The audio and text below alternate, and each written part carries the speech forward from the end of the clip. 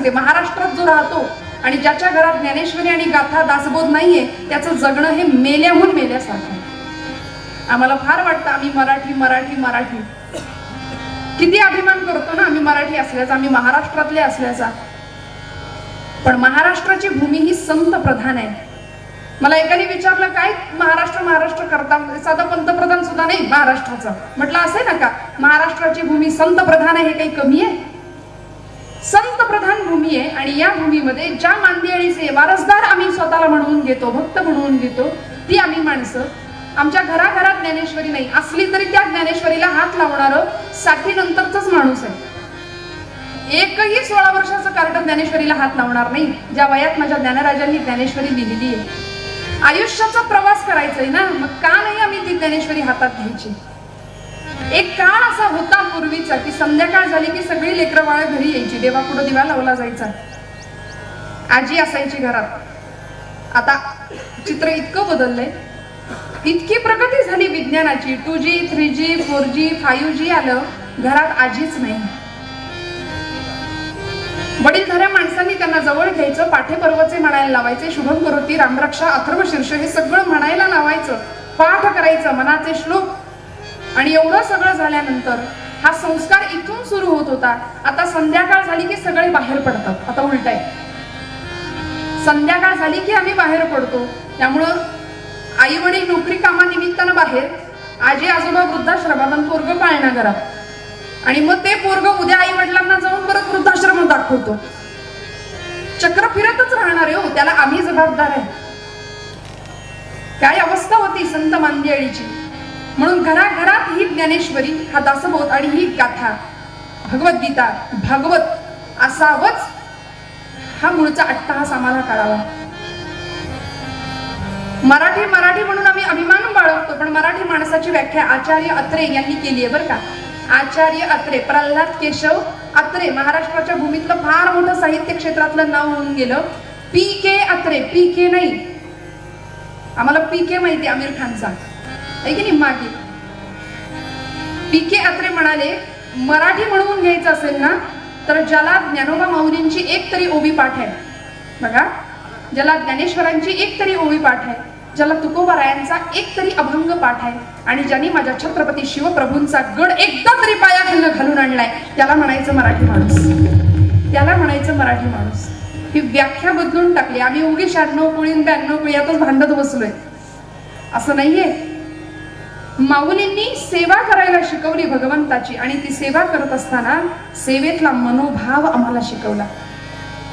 ती सेवा राष्ट्राची असू दे, समाजाची असू दे, देशाची असू दे, पण ती सेवा करत असताना जगाचा तो भार आपल्या शिरावर ऐसे थोडे तर वाटू द्या हो, अशी सेवा असावी. मी माझ्या समाज बांधवांचं काहीतरी देणं लागतो. माझ्या 4 भिंतीच्या बाहेर काहीतरी जग आहे, त्याच्याशी माझं काहीतरी नातं आहे. संतांनी प्रपंचाचा असा अर्थ आम्हाला शिकवला. आम्ही आमचा प्रपंच समजतो तो फार वेगळा. आम्ही आमच्या पुरतच, आमचाच बंगला, आमचंच घर, आमचंच फर्निचर, इतकं फर्निचर येतं घरात की माणसांना बसायला जागा नाही, एवढं फर्निचरच. एवढा आम्ही भौतिक सुखाच्या मागे लागतो. आणि ज्ञानराजांसारखा एक आगळा वेगळा संत आम्हाला सेवेतली खऱ्या अर्थीची अर्थता काय असावी ते शिकवतात. तुझी सेवा करीन मनोभावे, माझे मन गोविंदी रंगले. नवसीये माझे नवसीये, नवस केला, काय शब्द वापरला बघा. तुमच्या माझ्या अत्यंत पाठांतरातला आणि परवडीचा शब्द आहे नवस. नवस तुम्ही करतो, आम्ही करतो, आपण सगळे नवस करतो. नवसासाठी घटना घडल्यात महाराष्ट्रामध्ये फार. नवसासाठी कित्येक माणसं गेली आहे की नाही. मांढरदेवची, काळूबाईची ती दुर्घटना आजही आम्ही विसरत नाही. माणसं नवस करतात, काही लबाड माणसं नवस पूर्ण झाला की फेडायचं विसरून जातात. पण माऊलींनी आगळा वेगळा नवस केला. मागणं मागितलं भगवंताकडं, आणि जगाच्या पाठीवर असं आगळं वेगळं आणि भव्य दिव्य मागणं मागणारा एकमेव ताकदीचा माणूस संत श्रेष्ठ ज्ञानराज माऊली. किती ताकदीचं मागणं मागितलं बघा. मागणारा तितक्याच ताकदीचा आणि देणाराही तेवढ्याच ताकदीचा. पसायदान लिहिलं माझ्या ज्ञानराजांनी. म्हणून आम्ही स्वतःसाठी मागतो ती भीक असते. स्वतःसाठी जे मागितलं जातं त्याला आम्ही भीक म्हणतो. कुटुंबासाठी जी मागितली जाते ती भिक्षा. समाजासाठी जे मागितलं जातं ते दान आणि अवघ्या विश्वाच्या कल्याणासाठी विश्वात्मक भगवंताकडे मागितलं जातं ते पसायदान, जे माझ्या ज्ञानराज माऊलींनी मागितलंय. आगळं वेगळं मागणं, भव्य दिव्य मागणं. नवस केला ज्ञानराज माऊलींनी. काय आम्ही नवस करतो, काय झालं कोल्हापूरमध्ये आता आपल्याला माहितीये नवरात्र उत्सवामध्ये आई जगदंबेचा काय साज असतो, मस्त आई सगुण पूजा आम्ही करतो. सगुणाचे निर्धारे निर्गुण पाविजे निर्धारे संत म्हणतात. सगुण पूजेला आमच्याकडे महत्व आहे. मग अशी सगुणाची पूजा आम्ही करताना त्या देवीचं सुंदर अलंकाराने मढलेलं सगळं ते रूप पाहिलं एका गृहस्थाने. प्रापंचिक होता आणि मनामध्ये लोभ निर्माण झाला. दर्शनाला उभा राहिला समोर, पण मनात आलं आई तुझ्या गळ्यातला हा जो हिऱ्याचा कंठा आहे तो जर मला मिळाला तर काय सगळी माझी प्रपंचाची ददात संपून जाईल. आणि म्हणून त्यांनी नवस केला. कोकणाच्या भागामध्ये कौल लावणं असा एक शब्द आहे, कौल लावला जातो. त्यांनी नवस काय केला, तो म्हणाला तुझ्या गळ्यातला तुझ्या डाव्या बाजूचं फूल जर खाली पडलं तर मी असं समजेन की तुझ्या गळ्यातला तो हिऱ्याचा हार प्रसाद म्हणून घ्यायचा. डाव्या बाजूचं फूल खाली पडलं तर गळ्यातला हार प्रसाद म्हणून घ्यायचा आणि उजव्या बाजूचं फूल खाली पडलं तर मी असं समजेन की तुझ्या गळ्यातला तो हार काढून घ्यायचा. घ्यायचा हे निश्चित आहे. असा नवस आम्ही करतो श्रोते हो. बऱ्याचदा जाता जाता देवालाही शेंडी लावणारी माणसं बरीच आहेत समाजामध्ये. असं मागणं नको आहे. काय मागावं. एका लाडक्या भक्तांनी भगवंताकडे मागणं मागितलं, हे देवा काय देशील. हे अच्युता अनंता दीनानाथा काय देशील देवा. नामदेवांनी जसं भांडण केलं ना देवाशी, आमची जनाबाई म्हणते अरे अरे विट्या मूळ मायेच्या कारट्या म्हणते पांडुरंगाला. मी मागेन ते मज देई आता. काय देशील देवा. आमचं मागणं कसं असतं, 10 रुपयाची नोट टाकू दानपेटीमध्ये आणि म्हणून सगळ्या प्रपंचातली सुख दे देवा. यंदा पोरीचं जुळू दे, मुलाचं जुळू दे, नोकरी लागू दे. 10 रुपयात नेट पॅक तरी येतो का. एवढं मागणं आम्ही ठेवतो. काय मागणं असावं. मी मागेन ते मज देई आता. नाहीतर तुझं नि माझं जमायचं नाही. तुला कुणी बी मानायचं नाही. तुझं नि माझं जमायचं नाही. तुला कुणी बी मानायचं नाही.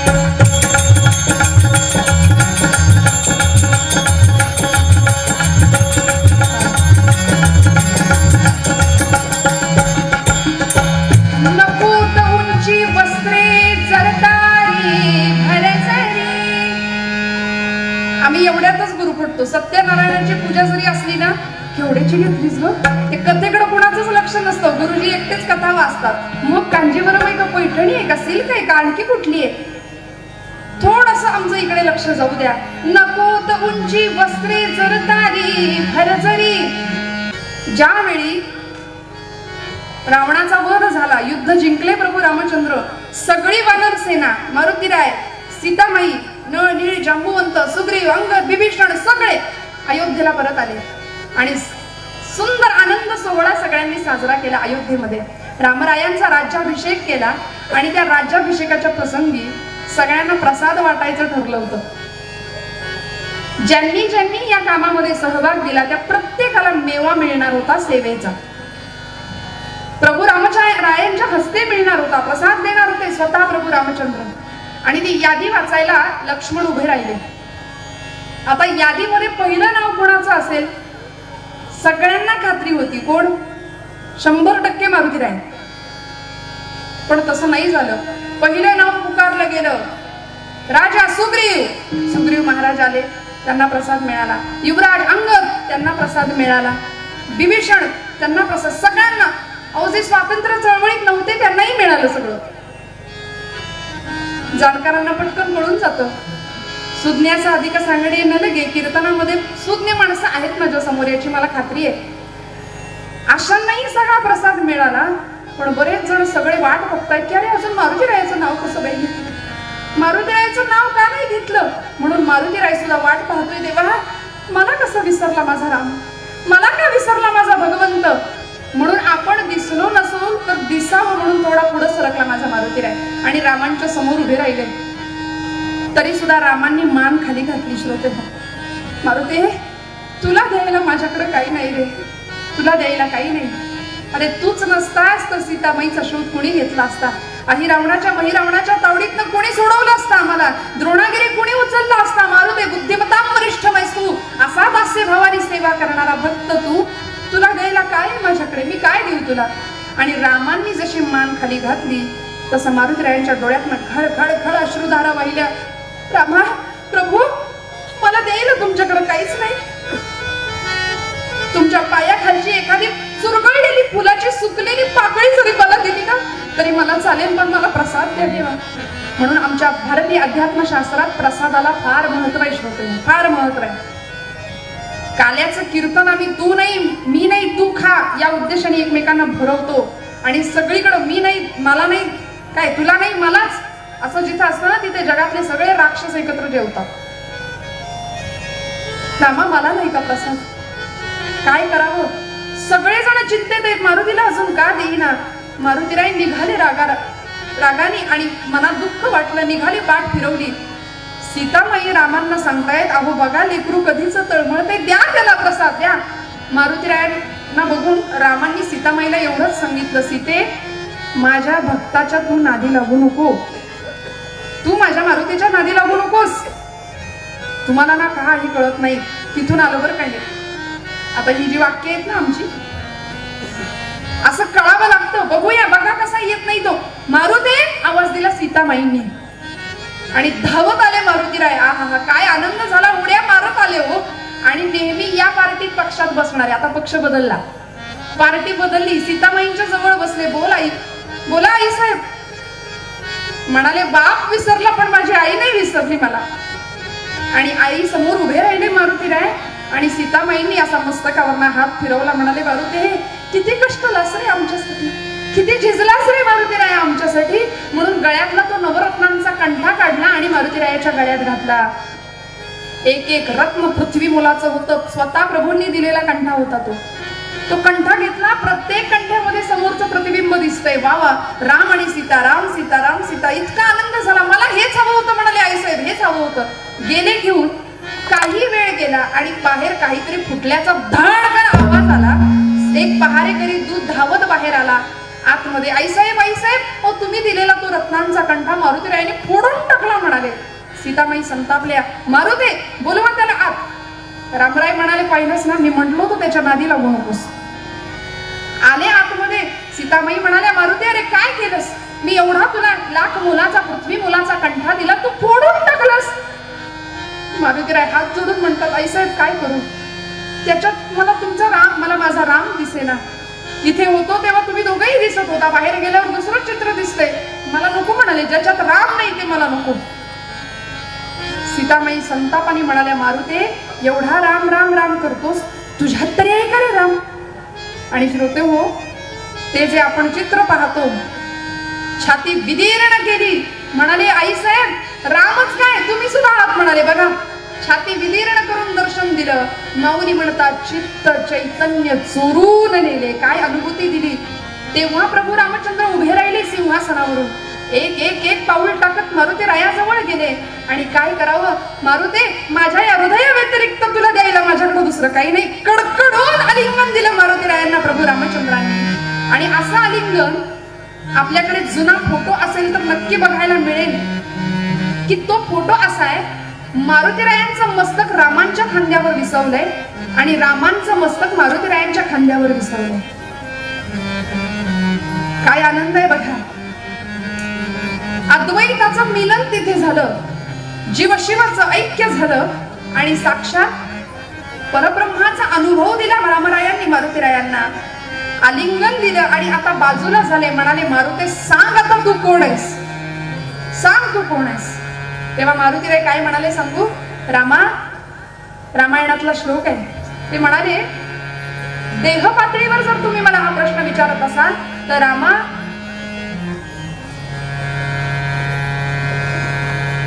देहबुद्ध्या तो दासोहम, देह पातळीवर मी तुमचा दास आहे. जीवबुद्ध्या त्वदंशकः, जीव पातळीवर जर विचार केला तर मी तुमचा अंश आहे. आणि आत्मबुद्ध्या त्वमेव अहम, आत्म पातळीवर जर विचार केला तर तुम्ही आणि मी एकच आहे म्हणाले, दोन नाही. काय अनुभव मिळावा सेवेचा, तुझी सेवा करीन मनोभावे, माझे मन गोविंदी रंगले, भगवंताकडून फळ मिळतं श्रोते हो. माधुर्य भावाने भक्ती केलेले आमचे गुलाबराव महाराज, काय भक्ती असेल, काय संवेदना असतील. आपल्याला माहितीये विदर्भातले माधांचे संत श्रेष्ठ गुलाबराव महाराज प्रज्ञाचक्षु होते, पण माऊलींची कन्या म्हणवायचे स्वतःला, ज्ञानेश कन्या, आणि कृष्णाची पत्नी म्हणवायचे. पुरुष देह पण स्त्री भावाने केलेली भक्ती होती. काय झाला प्रसंग सांगते. देऊळवाड्यामध्ये माऊलींच्या ज्ञानेश्वर त्या आळंदीमध्ये गुलाबराव महाराजांची प्रवचनं चालू होती. संत किती संवेदनशील असतात बघा. महाराजांची प्रवचनं चालू आहेत आणि त्या काळामध्ये अगदी अलीकडचे संत आहेत गुलाबराव महाराज, आपल्या सगळ्यांना माहिती असतील. लक्ष्मण रामचंद्र पांगारकर म्हणून एक नाव जुन्या लोकांना माहिती असेल. मुमुक्षु नावाचं एक मासिक निघायचं, त्या मासिकाचे ते संपादक होते, ल रा पांगारकर. ते गुलाबराव महाराजांचे भक्त होते, शिष्य होते. महाराजांना नमस्कार केला, म्हणाले आज माऊलींची अभिषेकाची संधी मला मिळाली, आज अभिषेक करणारे मी माऊलींना, मला आशीर्वाद द्या म्हणाले, आणि निघाले. इकडे गुलाबराव महाराजांचं प्रवचन सुरू झालं. महाराज अंध होते दोन्ही डोळ्यांनी. प्रवचन सुरू झालं आणि लक्ष्मण पांगारकरांची पूजा सुरू झाली. षोडशोपचारी विधी आपण अनुभवला असेल तो सोहळा. अभिषेक माऊलींना करताना काय आनंद मिळतो. पंचामृत लेपनाचा विधी सुरू झाला आणि एखाद्या पित्यानं आपल्या लेकराच्या मस्तकावर हात फिरवावा तसं माऊलींना असं माखन गंध लेपन सुरू होतं. आणि भावधारा सगळ्या वाहून आल्या होत्या पांगारकरांच्या. इतका आनंद झाला होता, अष्टसात्विक भाव जागृत झाले होते. माऊली आज ही संधी मला मिळाली. आणि असं नऊ घालायचं काम सुरू होतं. एवढ्यात पांगारकरांच्या कानावर शब्द आला, लक्ष्मणा थोडं हळू कर रे, तुझ्या हातातली ती अंगठी तेवढी काढून ठेव, तुझ्या हातातली अंगठी माझ्या ज्ञानराज माऊलीला टोचतीये रे. गुलाबराव महाराज प्रवचनात आहेत, कानावर शब्द आले, हातातली अंगठी माऊलीच्या समाधीला टोचतीये, माऊलीला टोचतीये. काय संवेदना एकरूप झाल्या असतील आपण नाही कल्पना करू शकत श्रोते हो, संतांच्या आणि भगवंतांच्या. म्हणून भगवंत केलेल्या सेवेचा मेवा देतोच देतो. भगवंत ठेवत नाही. आम्हाला वेळ नसतो, आम्हाला धीर नसतो, आम्हाला वाट बघायला जमत नाही. शबरीनं वाट बघितली किती, 7 नव्हे 1 तप अशी रानोमाळ भटकली, 7 तप मतंग ऋषींच्या आश्रमात राहिली आणि मग रामाने मेवा दिला, फळ दिलं, फलश्रुती केली भक्तीची, सायुज्यता मुक्ती प्रदान करून दिली. श्रोते हो, ही देव सेवा. आणि त्याचबरोबर आम्ही आमच्या समाजाचं देणं लागतो, राष्ट्राचं देणं लागतं. म्हणून अशी सेवा संतांनी आमच्या महापुरुषांकडून अपेक्षित ठेवली. म्हणून तुकोबारायांकडे आमचे छत्रपती शिवराय सल्ला मागण्यासाठी जात होते, दिलासा घेण्यासाठी जात होते. अशा छत्रपती शिवरायांनी माझ्या मातृभूमीची सेवा काय केली असावी. तुझी सेवा करीन मनोभावे, देश हाच ज्यांनी देव समजला, अशा देवाची भक्ती सेवा करताना छत्रपतींनी शिस्त वा वात्सल्य जी जिद्द यांचा त्रिवेणी संगम ते छत्रपती शिवराय. जिजा मातोश्री सांगते, राजा बिजापूरचा तो अफजल खान स्वराज्यावर चालून येतोय, आपल्या मोठ्या भावाचं, तुळजापूरच्या आई भवानीचं, पांडुरंगाच्या अपमानाचं उसनं फेडूनच महाराष्ट्रात परत ये. काय परिस्थिती होती. बिजापूरचा अली आदिलशहा वारला आणि त्याची जी बडी बेगम साहिबा होती ती गादीवर बसली होती. त्याच्या मुलाला कारभार घेता येत नव्हता, एवढा तो लहान होता. त्यामुळे बडी बेगम साहिबा गादीवर बसली आणि तिने तपकामध्ये विडा ठेवला. सगळ्या दरबाराला उद्देशून म्हणाली की हा पैजेचा विडा घ्या आणि शिवाजीला मारून पकडून आणतो अशी शपथ घ्या. जमेल है कोई मई का लाल जो इस बिडा को उठाए और शिवाजी को पकड़ के लाए. कुणीच उठत नव्हतं, कुणीच उठत नव्हतं. आणि तो अफजल खान नावाचा महाबलाढ्य क्रूर कर्मा पठाण तो उठला. त्याच्या जाजमाच्या हालचालीवरून लोकांना कळलं की हा अफजल खान उठलाय म्हणून. एवढा प्रचंड बलदंड देह यष्टीचा उठला आणि हातामध्ये तपकातला तो विडा उचलला. पैजेचा विडा उचलून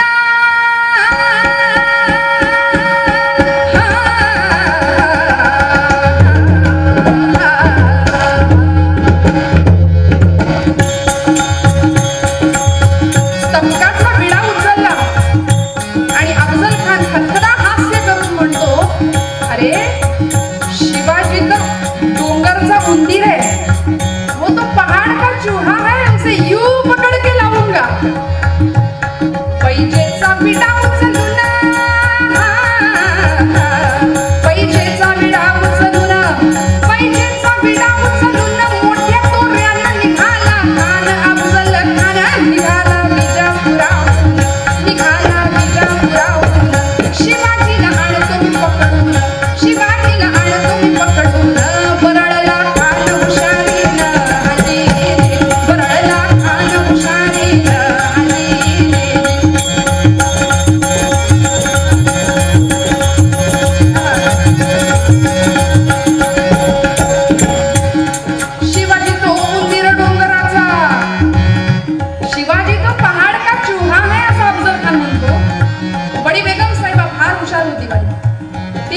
विचारला, अफजल खान चूहे को पकड़ने के लिए कितनी फौज चाहिए बताओ. चूहे को पकडणे के लिए किती सैन्य लागेल तुला. अफजल खान म्हणाला, यो हे कोई 20-22 हजार. हत्ती लागतील, घोडदळ लागेल, पायदळ लागेल, सैन्य फौज फाटा लागेल. बडी बेगम साहेब म्हणाली, एवढा मोठा इंतजाम उंदराला पकडायला. शिवाजी तो उंदीर डोंगराचा, शिवाजी तो उंदीर डोंगराचा, बच्चा मराठ्याचा, नेम काय त्याचा, कदाचित घेईल माझा प्राण, कदाचित घेईल आपला प्राण. संगे 20,000 सैन्य घेऊन निघाला मोठ्या तयारीनं, निघाला मोठ्या तयारीनं, निघाला मोठ्या तयारीनं. तुळजापूरला धडक मारली. कुठे गेला? थेट स्वराज्यात नाही आला अफजल खान मंडळी. कारण अफजल खानाला माहिती होतं राजा हा राजा आहे, पण त्याच आधी आई जगदंबेचा, तुळजा भवानीचा भक्त आहे. ही भवानी त्याला ताकद देते. म्हणून आमच्या लोकांची श्रद्धाच तुडवली पाहिजे, नाहीशी केली पाहिजे. म्हणून खरं तर विजापूरहून कोल्हापूर मार्गे जवळचा रस्ता होता वाईला यायला, पण तो टाळला आणि सोलापूर मार्गे रस्ता निवडला. तुळजापुरात आला. आई भवानीच्या, तुळजा भवानीच्या मंदिरासमोर आपला हत्ती उभा केला. आपल्याच लोकांना सांगितलं, आणा रे ती गंडकी शिळेची मूर्ती उपटून आणा देवीची. आमची हतबल माणसं देवीची मूर्ती उपटून आणली आणि खानाच्या हातात दिली. लळ लळ लळ लळ करणार माझ्या जगदंबेचं ते रूप पाहिलं तेजस्वी. अफजल खान म्हणतो, हिंदू की देवता इतनी तेज है तो हिंदू क्यों भेड़ बकरी जैसा जीते है. असं तेजपुंज देवीचं रूप पाहिलं. आणि श्रोते हो, माझ्या आई अंबा भवानीचं ती मूर्ती क्षणाचाही विलंब न लावता खानाने खाडकन खाली फेकून दिली हत्तीवरून. ठिकऱ्या झाल्या मूर्तीच्या, ठिकऱ्या झाल्या. जाती घेऊन माणसं बोलवली, भरडली सगळी मूर्ती, पसरली सगळी माती रांगोळी त्या तुळजापूरच्या मंदिराबाहेर. आणि अफजल खान सांगतो, मैंने परमात्मा की मिट्टी बनाई है, मैंने परमात्मा की मिट्टी बनाई है कोई मई का लाल जो मिट्टी से परमात्मा को फिर से पैदा कर सके. ही भवानी शिवाजीला ताकद देते ना, बघतो ही भवानी माझं काय करते. तुळजापूरची ही अवस्था केली. आणि अफजल खान पंढरपूरला गेला. श्रोत्यांनी, आमच्या पांडुरंगाला धक्का लावायचा त्याचा मनसुबा होता, पण आमच्याच भक्त मंडळींनी, आमच्या काही संत मंडळींनी पांडुरंगाची मूर्ती लपवून ठेवली. अफजल खानाच्या हातात नाही लागू दिली. ते फार मोठे त्या संत मंडळीचे आमच्यावर उपकार आहे श्रोते. म्हणून आज ते सावळ परब्रह्म आम्ही बघतोय उघड्या डोळ्यांनी. सुंदर ते ध्यान उभे विटेवरी करकटेवरी ठेवून या. अफजल खानाने पंढरपूरला धक्का लावण्याचा प्रयत्न केला, पण त्याचा तो असफल झाला आणि प्रतापगडच्या दिशेने आला.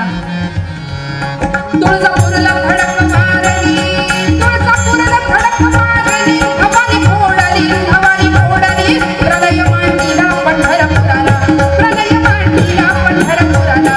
प्रजा केली हैराण बसल्याला आणि येऊन पोचला पहावायला, येऊन पोचला पहावायला, येऊन पोचला पहावायला. तुळजापूरला धडक मारली. प्रतापगडाच्या दिशेने आलेला अफजल खान भेट ठरली. आणि माझ्या राजा शिवबानी आईचा शब्द कानावर ठेवला होता, पांडुरंगाच्या, तुळजा भवानीच्या अपमानाचं उसनं फेड राजा, उसनं फेड. अफजल खानाला सोडू नको. आणि अफजल खानाने ज्यावेळी दगा केला त्याचा परिणाम, उलट प्रतिक्रिया राजांनी केली. वाघनख अशी पोटामध्ये पिछवा खुपसला, सगळं आतडं बाहेर काढलं अफजल खानाचं. दगा दगा दगा म्हणून अफजल खान ओरडत होता. मस्तक छाटून राजांनी आई जिजाऊ समोर ते साजरं उभं केलं होतं. श्रोते हो, भगवंताची सेवा आणि त्याचबरोबर ही माती माझी मातृभूमी, माझा स्वराज्य हा माझा देव आहे असं समजून त्या स्वराज्याची केलेली सेवा माऊली म्हणतात सगळंच सारखं आहे. त्याच भक्ताला चित्त चैतन्य चोरून नेले ही अनुभूती भगवंत दिल्याशिवाय राहत नाही. माऊली म्हणतात, बाप रखुमा देवी बरू विठ्ठले चित्त चैतन्य चोरून नेले. माझ्या जनाबाईंना हा अनुभव मिळाला. श्रोते हो, गोड आवाजामध्ये सकाळी सकाळी भल्या पहाटे जात्यावर ओवी गावी दळण दळावं आणि काय आमच्या माता भगिनींना ओवे आवडतात. आता जातं गेलं, ओवी तर त्याहून गेली. जात्याविषयी काय सांगावं तर लोक म्हणतात कुठं जातं. तरुण पिढीला जातं सूप काही माहिती नाही. सुपाचा गुणधर्म आहे ना, सार जवळ ठेवावं आणि फुलपट असार असेल ते टाकून द्यावं. कॉन्व्हेंट संस्कृतीची आमची मुलं, त्यांना म्हटलं ना गणपतीचे कान सुपासारखे असतात, ते पोरगं विचारतं हाऊ इट इज पॉसिबल, गणपतीचे कान सुपासारखे कसे काय? Because soup is liquid. ते प्यायचं सूप त्यांना माहिती, corn soup, vegetable soup, tomato soup. पाखडायचं सूप कोणी बघितलंय? पण सुपाचा गुणधर्म आहे, जनी निंद्यते सर्व सोडोनी द्यावे, जनी वंद्यते सर्व. ही संस्कृती आम्हाला भारताची शिकवते श्रोते हो. ही खेड्यातली संस्कृती आम्हाला ही शिकवते. दुर्दैवानं त्याचा विसर पडला. म्हणून आमच्या बहिणाबाई असतील, जनाबाई असतील, यांनी ओव्या रचल्या. काय जनाईची भक्ती होती, काय सेवा होती. दळिता कांडिता तुझं गायीनं अनंत आहे. पांडुरंगाला हाक घालावी भगवंता. अरे स्वप्नात दृष्टांत दिलं नामदेवांनी, पण समोर कधी येशील रे? ये की रे भगवंता, जात्यावर दळायला घ्यावं. श्रोते हो, आमच्या घरातलं जातं म्हणजे आम्हाला परमार्थ शिकवणारं खूप मोठं माध्यम आहे. वरची तळी असते ना, ती प्रपंचाची आहे. खालची तळी आहे ती परमार्थाची आहे. मधला कुंड आहे ज्याच्यात आम्ही दाणे टाकतो, ते परब्रह्म स्वरूप आहे. ते दाणे म्हणजे आम्ही आहे. तुम्ही आम्ही सगळे त्या दाण्यांच्या स्वरूपामध्ये. जे दाणे त्या कुंडाला धरून ठेवतात ना, त्या दाण्यांचं पीठ होत नाही. होतं का? जे दाणे त्या कुंडाला चिकटून ठेवतात त्या दाण्याचं पीठ नाही होत, बाकी सगळ्या दाण्यांचं पीठ होतं. आम्ही सगळे भरडले जातो प्रपंचाच्या या खटपटीत आणि कटकटीत. म्हणून आमच्या वाट्याला फक्त दुःख येतं, फक्त दुःख येतं. किसी ने कहा है लोग अपने दुखों से उतना परेशान नहीं जितना कि दूसरों के सुखों को देखकर परेशान हो. आम्ही आमच्या दुःखापायी दुःखी नाही. आमचं दुःख आमच्या पाचवीलाच आहे हो, पण आमचे शेजारी आमच्यापेक्षा जास्त सुखी म्हणून आम्ही दुःखी. हे आमच्या दुःखाचं कारण आहे सध्या. संतांना सुखाचा सागर दिसला भगवंत, सर्व सुखाचे आगर. म्हणून जनाबाईंचा भाव फार सुंदर होता. सेवा काय होती? जात्यावर सुंदर दळण दळावं, गोड गळ्याने ओवी गावी, पांडुरंगाला सांगावं भगवंता जनी मांडिते दयाळा नाम ओठी घोळते. भगवंता ये की रे बाबा, भारी जड हे जाते तुझी विना, भारी जड हे जाते तुझी विना. भगवंता येशील का रे? मला दर्शन तरी देशील का रे भगवंता या जन्मात? आणि तिची हाक ऐकावी भगवान परमात्म्या पांडुरंगाने धावत यावं, जात्याला हात लावावा आणि जनाबाईला सांगतो हाक तुझी हितावानी, झोप उडाली गावाई, कागदळ एकली माझी या विना. जनाबाई म्हणते पांडुरंगा सख्या आलास, हात तुझा लागला रे, जात झालं हलक हलक, दारी आलं अमृत पीक तुझी यादी ठेन, दारी आलं अमृत पीक तुझी यादी ठेन. काय अनुभव आहे. आणि जनाबाईंच्या झोपड्यातनं दोन आवाज लोकांना ऐकू येत आहेत, असं सगळ्या गावात पसरलं. पूर्वीच्या काळी अशी माणसं काही कमी नव्हती. संतांना छळ छळ छळलं लोकांनी, भरपूर छळ केला. आणि मग आता महत्व कळतं तेव्हा आता सोहळ्या, आता पालख्या, आता दिंड्या निघतात. आधी खूप छळलं समाजाने. जनाबाईच्या झोपडीतनं दोन आवाज येतात म्हटल्यानंतर गावातल्या टवाळ मंडळींना राहवलं नाही. ताबडतोब चौकशी करा म्हटले. गावचे पाटील, कुलकर्णी सगळ्यांनी जनाबाईच्या झोपडीला घेराव घातला. जनाबाईनं पीठ चोपड्यात भरलं, दरवाजा उघडला आणि पाटील नावाचा मोठा डोंगर उभा पुढं. पाटील ओ सकाळी सकाळी माझ्याकडे काय काम काढलंय सा? जने बाकीचं बोलू नकोस, आतमध्ये कोण आहे तेवढं सांग. दोन आवाज ऐकलेत 100 माणसांनी, तू राहते एकटी, दुसरा आवाज पुरुषाचा आहे, कोण आहे सांग. जनाबाई म्हणते पाटील कुठं कोण आहे दवा, मी एकटीच तर खाते.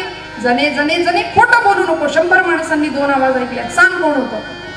जनाबाई म्हणते पाटील माझ्या बोलण्यावर तुमचा विश्वास नाही बसायचा, पंढरीचा पांडुरंग आला होता. पांडुरंग वा ग वा, तुझ्या झोपड्यात कशाला घाला होता जने?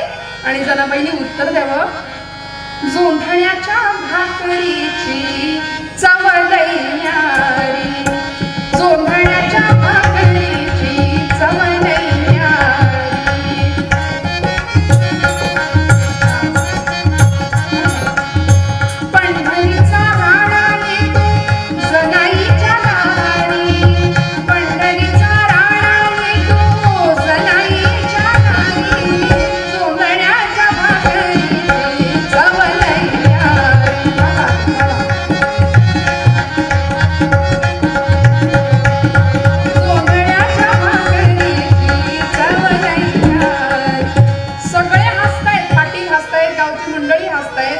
म्हणे जणे, अगं पांडुरंग तुझ्याकडे भाकरी खायला कशाला ग येईल? आणि तुला दिसतो, आम्हासनी दिसत नाही. जनाबाई म्हणते असा कुणालाही दिसेल असा नव्हे, तो कुणाला बी कसा दिसेल?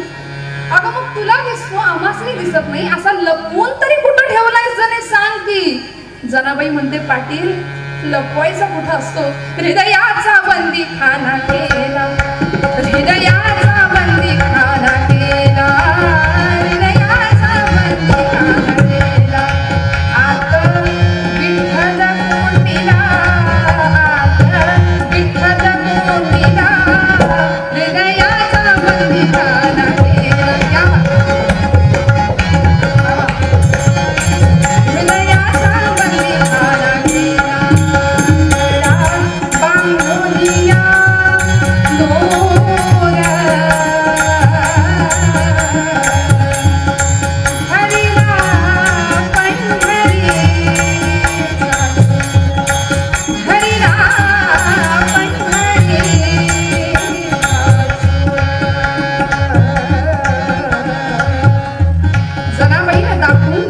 माऊली म्हणते बाप रखुमादेवी वरू विठ्ठले चित्त चैतन्य सोडून आलेले भगवंत हृदयस्थ स्थित होतो जेव्हा आम्ही त्याची सेवा अत्यंत मनोभावाने करतो. आम्ही दातृत्व सुद्धा असं करतो, आमचं दान सुद्धा असं असतं की त्यात दिखावा असतो. ते देखले पण भक्तीत नको, भक्ती अत्यंत मनोभावाने असावी जी माऊलींनी शिकवली. पुढच्या काळामध्ये ती भक्ती नामदेवांनी जगाला शिकवली. काय होतं नामदेवांचं चरित्र? नारदीय कीर्तनाच्या पठडीनुसार, परंपरेनुसार त्या चरित्राचा थोडासा आवाका उत्तर रंगामध्ये मी पहिल्यांदा सांगितल्याप्रमाणे पूर्वरंग आणि उत्तर रंग. आता पूर्वरंग संपवती आणि उत्तर रंगामध्ये आपण नामदेवांचं थोडक्यात चरित्र बघूया. पूर्वरंगाच्या मूळ पदामध्ये आमचे ज्ञानेश्वर माऊली महाराज वर्णन करतात.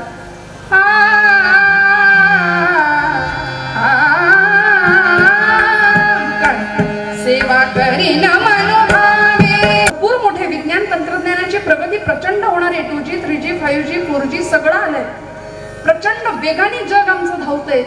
हे सगळं जग धावतंय इतक्या वेगाने की त्या वेगात आम्हाला धावता आलं पाहिजे. तो आवाका आम्हाला नाही जमत आहे, झेपत नाही, इतक्या प्रचंड वेगाने प्रगती होतीये. पण ही सगळी प्रगती स्वीकारत असताना, कॉन्व्हेंटला आमची पोरं घालत असताना घरामध्ये त्याला उत्तम मराठी श्लोक म्हणता आला पाहिजे. घरामध्ये त्याला रामरक्षा, हरवशीर्ष, माऊलींचा हरिपाठ, समर्थांचा मनोबोध हे सगळं त्याला घरामध्ये दिलं पाहिजे. कारण कॉन्व्हेंटमध्ये यातलं काहीही शिकवलं जात नाही. कॉन्व्हेंटमध्ये सगळ्या इंग्लिश प्रेयर असतात ज्याचा आमच्या कार्ट्यांना काही पुढे भविष्यात उपयोग नसतो. म्हणून मग आमचं 5 वर्षाचं पोरगं समर्थ ज्ञानोबाराय तुकोबाराय यांचे चरित्र आम्ही बघतो आणि आमच्या घरातली पोरं आता माझी सटकली आणि ती संजू बाबा आणि सैराट मधली गाणी गातच गावभर फिरतायत. नाही आम्हाला घ्यावीशी वाटत आहे ज्ञानेश्वरी त्या पोरांच्या हातात. भविष्य फार मग अंधारात आहे. फार सुंदर एक वाक्य श्रोते हो, लहानपणीच आमच्या पोरांच्या हातात जर भगवद्गीता दिली ना तर भविष्यामध्ये कोर्टात जाऊन गीतेवर हात ठेवायची पाळी त्याच्यावर कधीच येणार नाही, कधीच येणार नाही. असा सुंदर परिपाठ आमच्या जीवनाला जर मिळाला संतांच्या कृपेने, संत वचनांच्या, म्हणून हात जोडून सांगते चांगलं ऐकवायला शिकवा पोरांना. चांगलं. आम्ही सिरियल शिवाय बाकीच्या गोष्टींवर चर्चा करायला तयार नाही. राणा भाऊजीचं काय झालं आणि त्या अजिंक्यचं काय झालं याच्यातच आमचा दिवस चाललाय. पण असं कोणी नाही म्हणत आज किती जप झाला ग, आज किती माळा ओढल्यास ग, आज किती जप झाला. म्हणून मग आमच्या महिला मंडळींना सगळे म्हणतात, 4 बायका एकत्र जमल्या की सगळ्या गावाचं वर्तमानपत्र तिथं दिसतं, कळतं, ऐकायला मिळतं. आज काय घडलं गावात, उद्या काय घडणार आहे सगळं आम्हाला कळतं. म्हणून आम्ही आमच्या चर्चेचे विषय बदलूया मंडळीनं. माझ्या माता भगिनींना मी आज आपला दिवस आहे असं म्हणूया. अत्यंत कळकळीची विनंती करते, थोड्याशा बाकीच्या चर्चा वगळून आम्ही जर अध्यात्म या एवढ्या विषयापुरतं आमचं जीवन वाहिलं. न बोले मना राघवा विण काही, जनी वाऊगे बोलता सुख नाही समर्थ म्हणतात. आणि असं आमचं बोलणं असावं की ज्यामुळे आमचा अंतरात्मा डोलेल, समोरच्याचा विठ्ठल परमात्मा डोलेल. या कीर्तनामध्ये श्रोते हो आमच्या साथीला खूप महत्व असतं. म्हणून थोडंसं आपल्याला जे उंचावर आज दिसतंय की संगीताचा भाग जास्त आहे. म्हणून हे 2 साथीदार, तबल्याच्या साथीला आपण बघताय परम आदरणीय गजानन देसाई खूप लांबून आले. बरं, सिंधुदुर्ग जिल्ह्यामध्ये कुडाळ नावाचं गाव आहे. तिथली ही व्यक्ती नादब्रह्माच्या साथीला आज माझ्या सेवेसाठी, माझ्या साथीसाठी आहेत. प्रचंड मोठ्या मोठ्या कीर्तनकारांना, नारदीय कीर्तनकारांना, गायकांना वाजवलेला हा हात आहे, म्हणजे साथ केलेला. आणि पेटीच्या साथीवर माझे यजमान आहेत, माझे पती आहेत, स्वतः उत्तम कीर्तनकार आहेत, हार्मोनियम उत्तम वाजवतात. हार्मोनियमची साथ आणि आयुष्याची साथ अशी सगळी साथ आहे. दोघांच्याही पाठीवर तुमच्या सगळ्यांचे आशीर्वाद राहू दे एवढी तुमच्या सगळ्यांच्या चरणी प्रार्थना करते. आमचे वडीलकीच्या नात्याने असलेले गजाकाका, त्यांना धन्यवाद देते.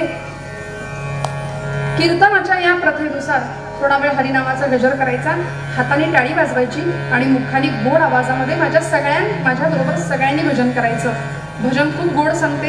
हाताने टाळी वाजवा. टाळी अशी वाजवा की वाजू की नको वाजू, असं काही लोक असे करतात. खाणखण टाळीचा आवाज द्या, मस्त हात उंचावून दोन्ही हाताने टाळी वाजवायची. गोड आवाजामध्ये भजन करा. टाळी का वाजवायची असते? जी जन्म मरणात ते टाळी, म्हणून ही कीर्तनी वाजवा, शुद्ध टाळी असं म्हणतात.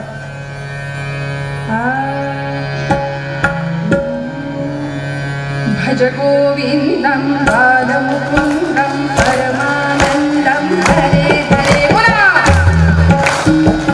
बोला बोला, हात उंचावून टाळी वाजवा, मोकळ्या अंगाने, रिलॅक्स व्हा, एकदम मोकळ्या व्हा. बोला भज गोविंदम मुकुंदम परमानंदम हरे हरे.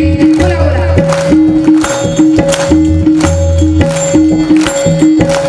भज गोविंदम मुकुंदम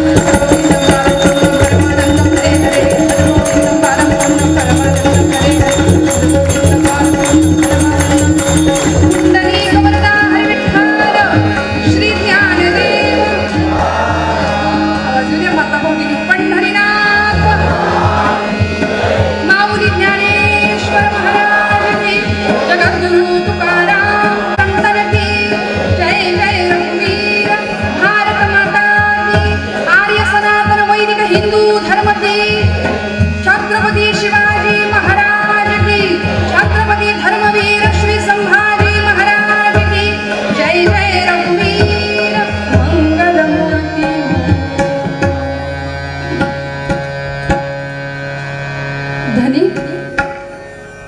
मला या वक्ताला पंढरपूरला घेऊन चला. मला ठावं नाही, मला पंढरपूरला घेऊन चला म्हणजे चलाच. अगं हट्ट नको करू. अशा परिस्थितीमध्ये पंढरपूरचा प्रवास तुला झेपायचा नाही, जमायचा नाही, लई लांब जावं लागल ग. नको हट्ट करू, परत बघू आपण पुढच्या वर्षी. यंदाच्या वाळी जरा थांब. नाही नाही, ते काय बी मला ठावं नाही. अहो पांडुरंगाने मला स्वप्नात येऊन दृष्टांत दिलाय, पंढरपूरला ये आणि माझ्या नामसंकीर्तनासाठी तिथेच राहा. गोणाई माता आपल्या पतिदेवांना, दामा शेट्टींना सांगतेय मला पंढरपूरला घेऊन चला. दामा शेट्टी सांगतायत नको गोणाई, गर्भवती होती गोणाई, आणि अशा परिस्थितीमध्ये तुला प्रवास झेपणार नाही. पूर्वीचा प्रवास बैलगाड्यांनी जावं लागायचं, मजल दरमजल मजल दरमजल करत पंढरपूर, नरसी बामणी ते पंढरपूर एवढा मोठा प्रवास करत आला. तुला झेपायचा नाही, नको. पण ऐकायला तयार नाही. जगामध्ये 3 हट्ट फार प्रसिद्ध आहेत. कुठले? राजहट्ट, बालहट्ट आणि तिसरा कळलं तुम्हाला, माहितीये. त्यामुळे त्या हट्टासमोर माणूस कितीही घट्ट असला तरी तिथे मठ्ठच होतो, काही चालत नाही. ऐकलंच नाही, पंढरपूरला जायचंच म्हणाली. कुठल्याही परिस्थितीमध्ये पांडुरंगाने स्वप्नात येऊन मला बोलावले, मला जायचंय पंढरपूरला. ठीक आहे. दुसऱ्या दिवशीची सकाळ उजाडली, बैलगाड्या झुंपल्या आणि नरसी बामणीवरून प्रवास सुरू झाला. मजल दर मजल करत पंढरपूरला ही सगळी माणसं निघाली आणि येता येता येता येता पंढरपुरात येऊन पोहोचले. तुम्ही म्हणाल लगेच कीर्तनात असंच करायला पाहिजे, नाही तर मग 12 वाजता तुम्ही म्हणाल वाजली की 12 आता, असं काहीतरी तुम्ही म्हणाल. 12च्या आत थोडंसं संपवायचा प्रयत्न आहे, पण ठीक आहे, थोडंसं पुढे मागे होईल, मागे नाही पुढेच, गृहीतच धरून चाला. आधी सगळ्यांची मानसिकता अशी केली की बरं असतं, म्हणजे लोक बसतात, अरे हा एवढ्यापर्यंत चालणार आहे. त्याच्याही पुढे गेले की मग चुळबुळ, मग तिकडचं थोडंसं वेध लागतंय, हरकत नाही. पंढरपूरमध्ये ही सगळी मंडळी येऊन दाखल झाली. गोणाई माताला एवढा आनंद झाला होता, पांडुरंगाने मला बोलावलं, मी आले, चंद्रभागेचं स्नान केलं, नगर प्रदक्षिणा झाली, गोपाळपुरा पहिला, रावळात आली, पांडुरंगाच्या समोर उभी राहिली गाभाऱ्यामध्ये. भगवंता काय सुंदर रूप आहे रे तुझं, सुंदर ते ध्यान उभे विटेवरी करकट्टेवरी ठेवून या. असं गोड रूपडं भगवंताचं डोळ्यात साठवलं. सगळ्या संतांच्या पदस्पर्शानं पुनीत झालेली पंढरपूरची माती मस्तकाला लावली आणि आपल्या पतींना सांगते, ऐकलं का पंढरपूरचं महात्म्य? अहो आधी पंढरी आणि मग वैकुंठ नगरी असं म्हणतात. आधी रचिली आधी रचिली आधी रचिली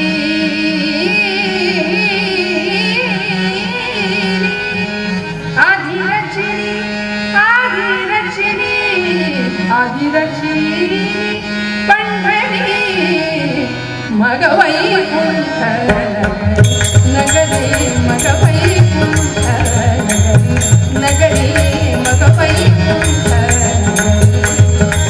आधी रचिली हो आधी रचिली पंढरी मग वैकुंठ नगरी मग वैकुंठ.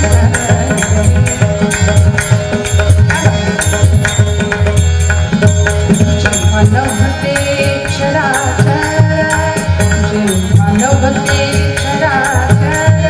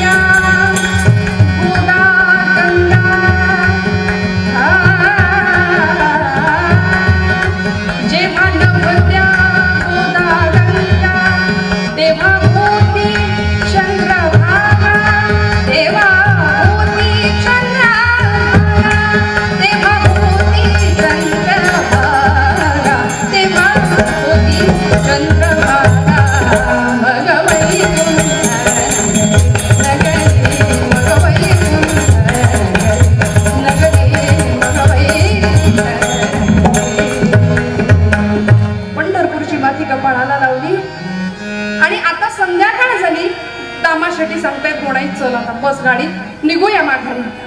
कुठं जाता? आता जायचं वीचं कुठं नाही, आता इथंच राहायचं.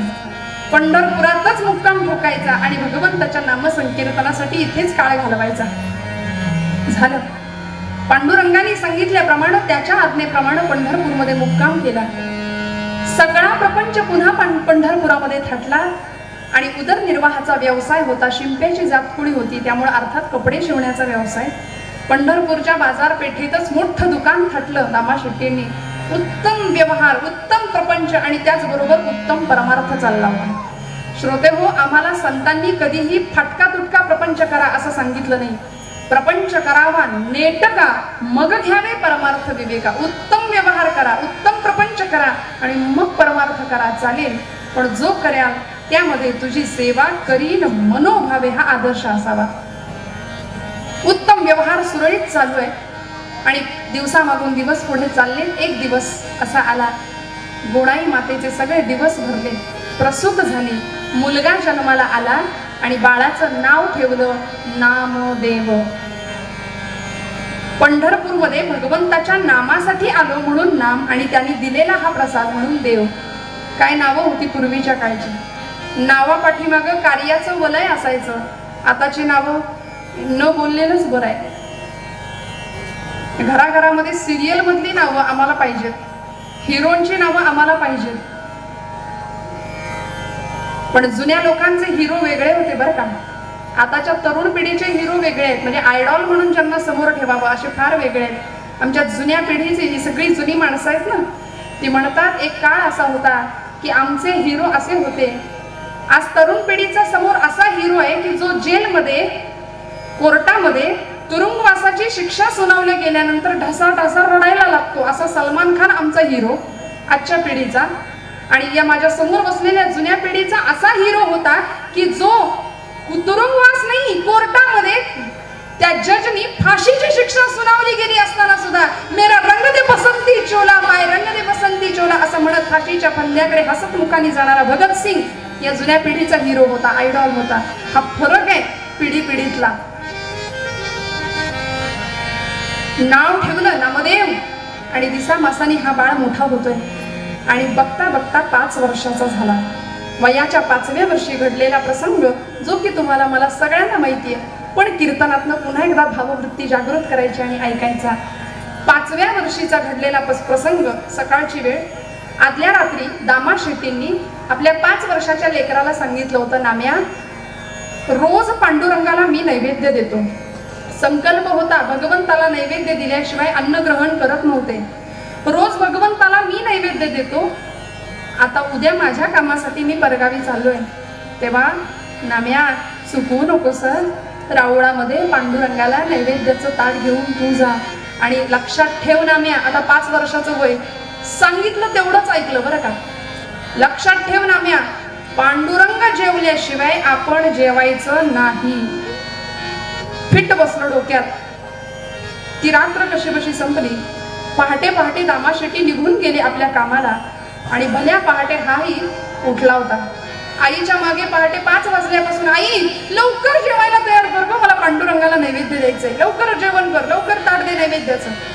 गोणाई माता म्हणते, कारट्या नाम्या, देव काही उठल्या उठल्या जेवायला बसणार आहे, जरा थांब, होऊ दे, उठू दे देवाला, भूपाळी होऊ दे, पूजा होऊ दे आणि मग नैवेद्य घेऊन जा.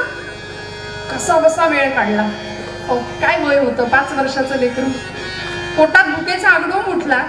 सकाळी उठल्यामुळे जास्तच भूक लागली आहे, पण कसा बसा वेळ काढला आणि माध्यान्हीपर्यंत गोणाई मातेनी ताट तयार करून दिलं. ते ताट घेतलं, आनंद झाला. आता पांडुरंगाला द्यायचं आणि आपण जेवायचं. ते ताट घेऊन रावळामध्ये धावत धावत धावत धावत नामदेव महाराज आले. 5 वर्षाच्या नामयानी पांडुरंगासमोर उभं राहावं. नाम्या, पांडुरंगा आणलंय, रोज माझे वडील येतात, आज मी आलोय. बघ काय सुलभ भाव होता बघा, काय सेवेतला मनोभाव होता. मंडल केलं, ताट ठेवलं, पाणी फिरवलं आणि पांडुरंगाला म्हणतायत करा सुरुवात. आता एवढ्या आर्जवानी ते पाषाणातलं चैतन्य हलणार नव्हतं. एवढ्या आर्जवानी पांडुरंग काही जेवायला बसणार नव्हता. पांडुरंगा, काय रे बाबा, रुसलायस की काय? रोज माझे वडील येतात म्हणून मी आज छोटा एवढा पोर आलोय म्हणून काही रागावलास की काय? जेव, काही नाही होत. अरे मला पण खूप भूक लागली आहे, तुला ना कर सुरुवात. पांडुरंग काही जेवे ना, बोले ना, उठे ना, हात हले ना. पांडुरंगा का रे रागावलास का माझ्यावर? का रे भगवंता? कटेवरी हात तुझे, विटेवरी पाय, कटेवरी हात तुझे, विटेवरी पाय, कटेवरी हात तुझे. हले ना, बोले ना. कटेवरी हात तुझे, विटेवरी पाय, पंढरीच्या पांडुरंगा, पंढरीच्या पांडुरंगा, पावतो सिकाय, कटेवरी हात तुझे, विटेवरी पाय, कटेवरी हात तुझे, विटेवरी पाय. अरे जेव की रे बाबा, किती उशीर लावशील? 12 वाजत आलेत ना. जेव की रे बाबा, किती उशीर झालाय. पांडुरंग हले ना, बोले ना. आई आपल्याला जे जे घरी करते ना ते सगळं तिथं चाललं होतं. श्रोते हो, नामदेव महाराज असा एकमेव विरळा संत आहे की ज्यांनी आपलं आत्मचरित्र लिहिले, नामदेव गाथा. माझ्या बदरचं काहीच नाही सांगत आहे, सगळा गाथेतलं प्रमाण आहे. नामदेवांनी 5व्या वर्षी पांडुरंगाला अर्ज करावं, पांडुरंगा जेव की रे बाबा. आणि आता अंत झाला. आई घरात आपल्याला जसं करते तसं सुरुवात केली. पांडुरंगा बऱ्या बोलानं जेव, नाही जेवलास तर जळक्या लाकडानं सडकून काढी, जेवशील की नाही सांग. तरी पांडुरंग हालेला. आमच्या जुन्या नारदीय कीर्तनकारांनी या आख्यानांमध्ये फार सुंदर बहार केली. श्रोते हो, काय असतं, आमच्या कार्ट्यांना, आमच्या लहान लहान पोरांना पिक्चर मधली गाणी आवडतात. याडं लागलं त्याला लगेच पाठ होतं, पण भगवंताचं काही स्तोत्र रामरक्षा म्हण म्हटलं तर त्याला पाठ होत नाही. म्हणून मग आमच्या जुन्या कीर्तनकारांनी अशी गंमत केली, चाल तीच ठेवली. आता हे जुनं पद आहे त्यामुळे आपल्याला चाल नक्की म्हटले की कळणार आहे कुठली चाल आहे. चाल तीच ठेवली, शब्द बदलले. नामदेव पांडुरंगाला आर्जव करतोय असं एक चित्र तयार केलं आणि शब्द घातले. भोळा पुसतो नामा अन पांडुरंग भूमाका. जुन्या काळी एक चित्रपट प्रसिद्ध होता. तुम्ही म्हणाल पिक्चरचं गाणं म्हणते की काय? चाल संगीताला योग्य आहे, पोषक आहे म्हणून म्हणणारे, आणि ते शब्द तुम्ही सुद्धा आठवू नका. भोळा पुसतो नामा अन पांडुरंग भूमाका, बोल देवा बोल बोल देता नाही, बोल देवा बोल बोल देता नाही. भोळा पुसतो नामा. सगळ्यांच्या माना आपोआप डोलतायत, आठवलं गाणं. अन पांडुरंग भूमाका, बोल देवा बोल बोल देता नाही.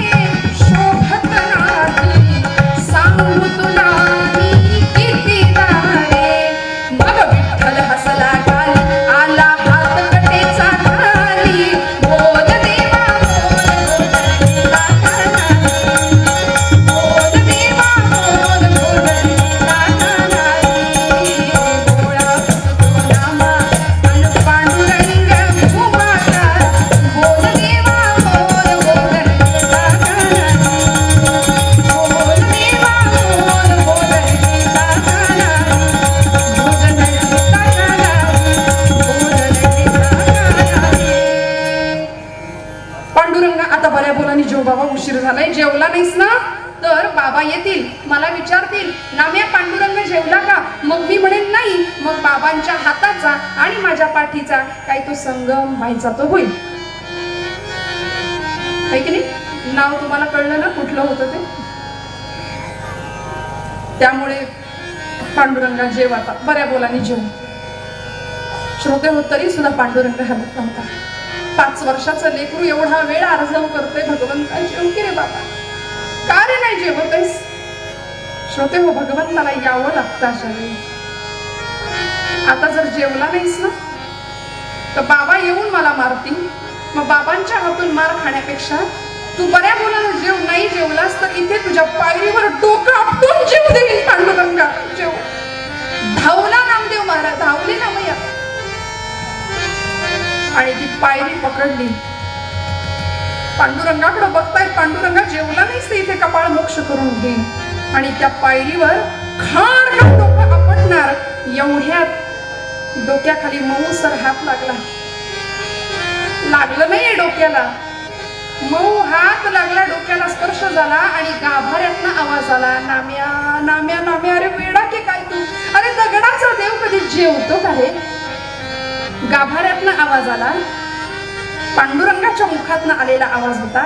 नामदेव महाराज सांगतात, पांडुरंगा मी काही वेडा नाही, दगडाचा देव कधी बोलतो का रे. बोललास, जेव आता. साठून पुसून ताट स्वच्छ करायला लावलं नामदेव महाराजांना, माझ्या नामदेव महाराजांनी माझ्या पांडुरंगाला. आणि रिकामं ताट घेऊन परत उड्या मारत मारत मारत घरी आले. आई, अगं काय नखरे लावले होते, जेवता जेवायला लवकर, कसा बसा जेवायला घालून आलोय, लवकर जेवायला वाढ, आता लवकर जेवायला वाढ. गुणाई माता म्हणते, नामे आलास ना, ते नैवेद्याचं ताट घेऊन बस, आले वाढायला. अगं वाढशील की नाही, काही त्यात रिकामच आहे. गुणाई माता संतापली, नाम्या कारत्या, एवढा धीर धरवला नाही बाई तुला घरी येईपर्यंत. सगळं संपवलं ना तिथं बसून, सगळ्या मित्रांनी बसून संपवलं ना. नाम्या सांगतोय, आई नाही गो, आई मित्रांनी नाही, मी नाही खाल्लं. मग कोणी खाल्लं. अगं कोणी काय म्हणते, ज्याच्यासाठी होतं त्यांनी खाल्लं, कोण खाणार. नाम्या नाम्या खोटं नको बोलूस, फटके खाशील, खरं सांग कोणी खाल्लं ते. आई आई, अगं पांडुरंग जेवला, असं काय करतेस, पांडुरंग जेवला. आई, अरे नाम्या देव कसं जेवेल. अगं काय जेवणार नाही, जेवला. बघशील ना ताट रिकामच घेऊन आलोय. नाम्या नाम्या खोटं बोलू नकोस. कुणी बघितला रे देव जेवलेला, कुणी बघितला. अगं कोणी कशाला बघायला पाहिजे, या या डोळ्यानी कुणी कशाला बघायला पाहिजे. तुम्ही ऐका, नामदेव महाराज वर्णन करून सांगतात कसा जेवला पांडुरंग. आई आई, मी पाहिलाय, सांगतो कसा जेवला ते. या या डोळ्यानी मी ग पाहिला,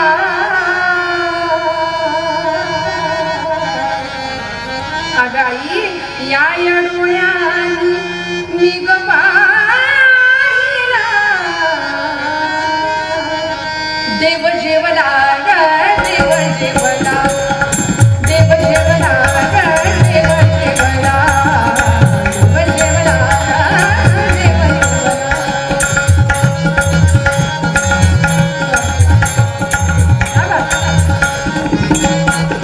आई कसा जेवलाय तो, कमरेवरचा काढून हात, कमरेवरचा काढून हात, कालविला तो दूध भात, कालविला तो दूध भात, मोडी मुरळीचा कानवला ग, मोडी मुरळीचा कानवला ग, देव जेवला ग देव जेवला, देव जेवला ग देव जेवला, देव जेवला ग देव जेवला. ओ रप्पली ग. आज काय दिलं होतंस ताटात माहितीये ना तुला, खीर दिली होतीस ना, बघ कसा जेवलाय. ओ रप्पली ग, ओ रप्पली ग, त्यानं खीर तोंडी नागिनी कोशिंबीर. ओ रप्पली ग, ओ रप्पली ग, ओ रप्पली ग, त्यानं खीर तोंडी नागिनी कोशिंबीर. भुर्क आमटीचा मारियला ग, भुर्क आमटीचा मारियला ग, देव जेवला ग देव जेवला, देव जेवला ग देव जेवला. या या डोळ्यानी मी ग पाहिला, या या डोळ्यानी मी ग पाहिला, देव जेवला ग देव जेवला, देव जेवला ग देव जेवला, देव जेवला ग देव जेवला. गुणाई मातेच्या डोळ्यात घड घड घड अश्रुधारा वाहतात. नामदेवांनी केलेलं सगळं वर्णन गोडाई मातेने ऐकलं. दामा शेट्टी कोपऱ्यात उभे होते. हातातली पिशवी केव्हा गळून पडली कळलं नाही. दामा शेट्टी धावत धावत रावळामध्ये गेले. पांडुरंगा समोर उभे राहिले. पांडुरंगा काय ऐकतोय मी? अरे गेली 40 वर्ष मी तुला नैवेद्य अर्पण करतो आणि आज माझ्या लेकराच्या हातून तू जेवलास. मला नाही पटत, मला नाही खरं वाटत. मला प्रत्यय द्यावा लागेल तुला, मला पुरावा द्यावा लागेल. कशावरून तू जेवलास नाम्याच्या हातनं? अरे 40 वर्ष मी तुला नैवेद्य देतो, आज माझ्या 5 वर्षाच्या लेकराच्या हातनं तू अन्न ग्रहण केलंस. पांडुरंगा म्हणजे 40 वर्ष तू उपाशी राहिलास. 40 वर्ष उपाशी राहिलास. पांडुरंगाने प्रत्यय दिला. बरं माझ्या पदर्शने गाथेप्रमाणे पांडुरंगाच्या मुखातनं शब्द आले. दाम्या शेट्टी या गाभाऱ्यात इथे जरी राहत असलो ना तरी नाम्यानं बोलवलं की येणार आहे.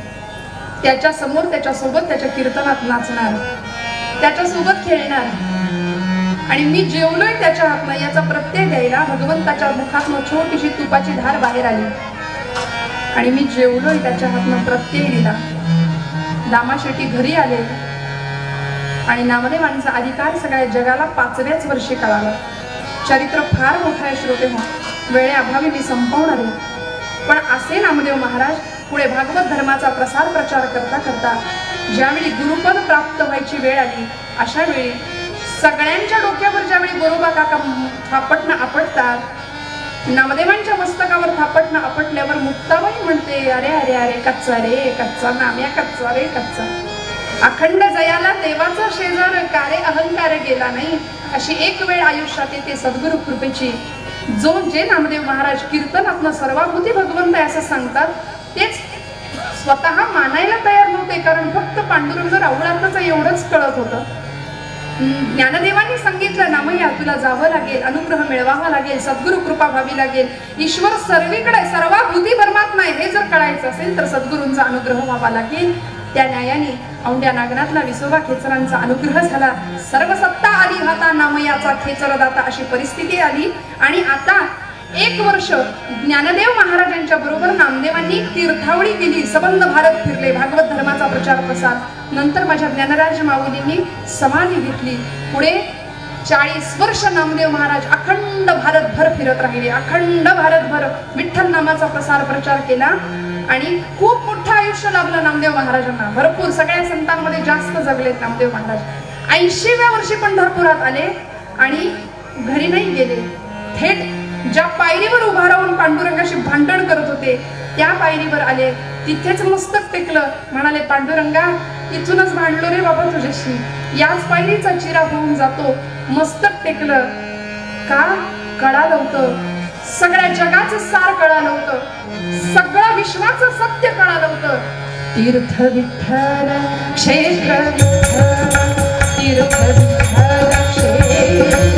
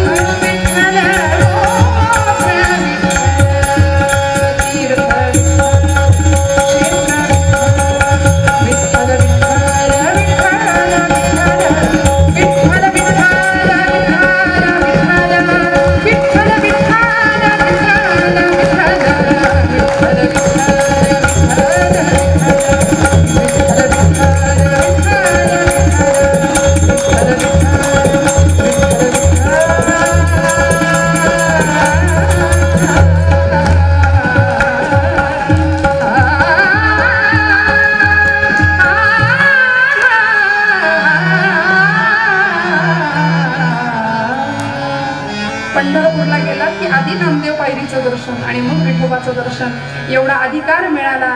माऊलींचा अनुभव माऊली सांगतात शब्दात, बाप रखुमा देवीवरू विठ्ठले चित्त चैतन्य चोरून नेले. चित्ताला मिळणारी चैतन्याची सुंदर अनुभूती नामदेव महाराजांनी घेतली. त्या अनुभूतीला तुम्ही आम्ही सुद्धा पात्र ठरावेत. भगवंताची एवढी भक्ती आमच्याकडून घडावी हा आशय मनात राहावा म्हणून माऊलींचा हा अभंग, तुझी सेवा करी न मनोभावे माझे मन गोविंदी रंगले. झालेली सेवा भगवंत चरणी अर्पण करते. परमादरणीय कैलासवासी विठ्ठल अण्णा पवार यांच्या स्मृतीला पुन्हा एकदा अत्यंत मनापासून अभिवादन करते. पवार कुटुंबियांनी कीर्तन सेवेची जी संधी दिली त्याबद्दल त्यांना मनापासून धन्यवाद देते. आणि आपण श्रोते, तुम्ही जगदीश मूर्ती, श्रोत्यांचा हक्क आणि अधिकार फार मोठा अधिकार आहे. त्या अधिकाराने तुम्हाला सगळ्यांना मनापासून वंदन करते. बोलत असताना काही वेडवाकडं गेलं असेल तर मोठ्या अंतःकरणाने माफ करा. आपल्या समोर हा एकदम नवीन प्रकार आज आपण सगळे बघत आहात. वारकरी कीर्तन इथे नेहमी होतं, नारदीय कीर्तन नाही झालं, पण तरी सुद्धा शेवटपर्यंत सगळे उपस्थित आहात, बसलाय शांत. मनापासून सगळ्यांना धन्यवाद देते. माझे आई वडील, माझे सासू सासरे, माझे गुरुजन या सगळ्यांचा पाठिंबा आहे म्हणून या गादीवर उभी राहून कीर्तन सेवा करते. अधिकार वाणीने सगळ्यांचे आशीर्वाद मागते. माझ्या दोन साथीदारांना धन्यवाद देते आणि भैरवी होईल, आरती करूया आणि मग कार्यक्रम संपते. पुन्हा एकदा सगळ्यांना धन्यवाद देते. सेवा करी न मनोभावे माझे मन गोविंदी रंगले. तुझी सेवा करी न मनोभावे माझे मन गोविंदी रंगले. तुझी सेवा करी न मनोभावे माझे मन गोविंदी रंगले.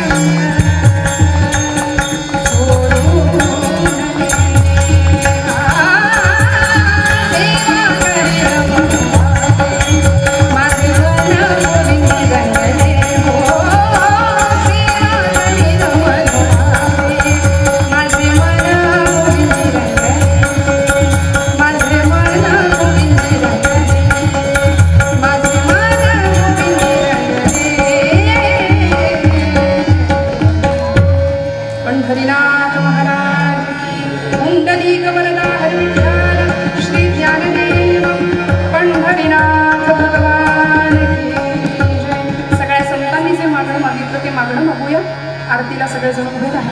आरती होईल आणि मग कार्यक्रम संपेल. याची दान दे गा देवा तुझा विसरण भावा, विसरण भावा तुझा विसरण गुण गाई माझी